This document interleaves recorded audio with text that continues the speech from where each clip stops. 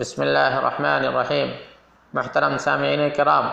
السلام علیکم ورحمۃ اللہ وبرکاتہ۔ الحمدللہ ہم سب جو ہے رمضان کا تقریباً 10 دن پورا کر لیے ہیں اور پورا کرنے جا رہے ہیں، اور یہ مہینہ جو بھی چند دن گزر گئے اللہ کرے اچھے سے گزرے ہوں۔ بہرحال یہ بھی ذہن میں رہے کہ کتنا بھی اچھا سے گزرا ہو ہمارے آپ کے سمجھ کے مطابق، پھر بھی اللہ سے ڈرتے رہنا چاہیے، اللہ سے استغفار کرتے رہنا چاہیے کہ اللہ جو رمضان کا حق ادا کرنے کا تھا وہ ہم سے نہیں ہو سکا، یا اللہ معاف فرما دیجئے۔ اور بندہ ڈرتا رہے، نیک عمل کے بعد ڈرتے رہنے سے اس عمل میں جان پڑ جاتی ہے۔ اور اگر نیک عمل کیے اور ایک دم دل خوش ہو گیا، نفس اندر سے موٹا ہو گیا کہ میں نے تو بہت کمال کر دیے، ہم نے تو بہت پہاڑ ڈھالیے، اب بہت بڑی عبادت ہم نے کر لیے، کہ اندر سے دل خوش ہو رہا ہے کہ یا دنیا والے کو ہم بتائے جا رہے ہیں، تو اس طریقے سے عبادات کا اجر کم ہو جاتا ہے۔ تو جو بھی دن ہمارے آپ کے رمضان کے گزر گئے، اللہ کرے کہ اچھے سے گزرے ہوں، لیکن ساتھ ساتھ ڈرتے بھی رہے کہ اللہ ہم سے کچھ نہیں ہوا۔ یا اللہ جس طریقے سے نبی کریم صلی اللہ علیہ وسلم اس مہینہ کو گزارتے تھے، جس طریقے سے صحابہ کرام نے اس مہینے کو گزارا تھا، یا اللہ ہم تو اس کا 1% بھی اس کا جو ہے حصہ نہیں ادا کر سکے، یا اللہ ہمیں معاف فرما دیجئے۔ تو بھائی ڈرتا رہے بندہ کہ ہم سے کچھ نہیں ہوا، انشاءاللہ اللہ تعالیٰ عمل کو قبول فرمانے والے۔ تو آپ کے سامنے جو ہے ارکان ایمان سے متعلق بحث چل رہی ہیں، اور آج جو ہے ہم اس کو مکمل کرنے جا رہے ہیں۔ اس کتاب میں جو آپ کے سامنے پڑھی جا رہی ہے، اس کا آخری سبق آج کا ہوگا۔ اللہ تعالی ہم سب کو حق بات کہنے کی توفیق نصیب فرمائے۔ تو کل کے سبق میں آپ کے سامنے جو بات آئی تھی وہ یہ تھی کہ نبی کریم صلی اللہ علیہ وسلم کا جو مقام و مرتبہ ہے، اس مقام سے آپ کو آگے اٹھانا نہیں ہے۔ آپ نبی اور رسول ہیں، آپ کو خدا نہیں بنانا ہے، آپ کے ہاتھ میں دنیا کی طاقت نہیں دینا ہے، بلکہ آپ بھی اللہ کے بندے تھے، آپ بھی اللہ کے رسول تھے، آپ کی سنت پہ ہم کو چلنا ہے،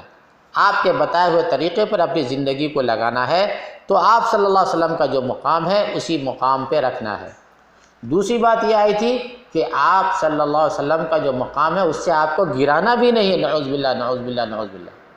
کہ آپ صلی اللہ علیہ وسلم کی کوئی توہین کرنے لگے، آپ صلی اللہ علیہ وسلم کے اوپر جو ہے جھوٹے الزام لگانے لگے، نعوذ باللہ، تب تو ایمان ہی سے بندہ چلا جائے گا، اس کا ایمان ہی برباد ہو گیا، اس کا ایمان کوئی فائدہ نہیں ہے۔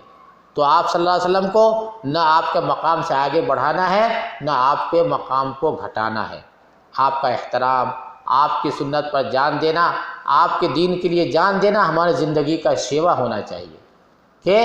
اللہ کے نبی صلی اللہ علیہ وسلم نے فرمایا کہ لا یؤمن احدکم حتی اکون احب الیہ من ولدہ ووالدہ والناس اجمعین،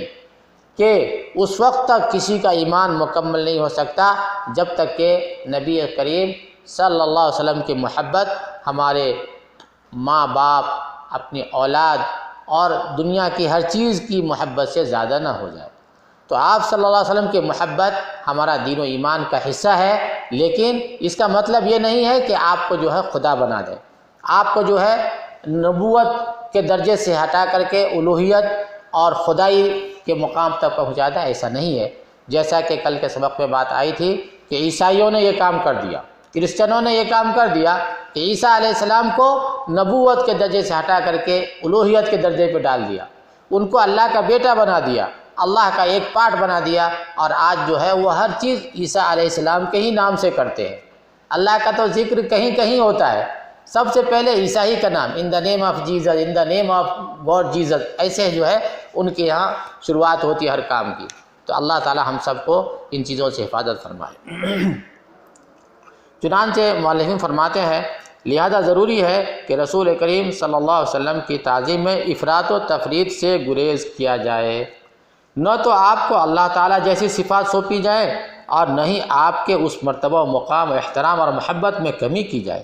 جس کی بنا پر آپ کی شریعت کی اتباع، آپ کی سیرت کی اقتداء اور آپ صلی اللہ علیہ وسلم کی اطاعت اور فرمانبرداری کی جاتی ہے۔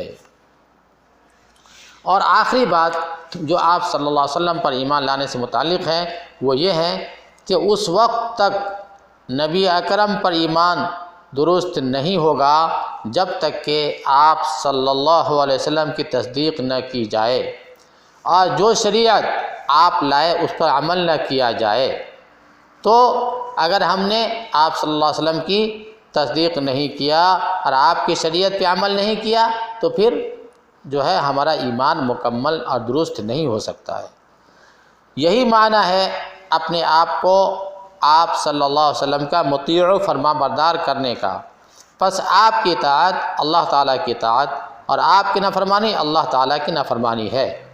آپ صلی اللہ علیہ وسلم کی تصدیق اور آپ کی اتباع کے درست اور مکمل ہونے سے انسان کا آپ پر ایمان مکمل اور درست ہو جاتا ہے۔ تو یہ ہوا جو ہے اس بحث کا خلاصہ نبیوں پر ایمان لانے سے متعلق جو باتیں مؤلفین نے ذکر کیے تھے وہ یہاں پہ آج مکمل ہوتی ہے۔ اللہ سے دعا ہے اللہ تعالی ہم سب کو عمل کی توفیق نصیب فرمائے۔ وآخر دعوانا ان الحمد للہ رب العالمین۔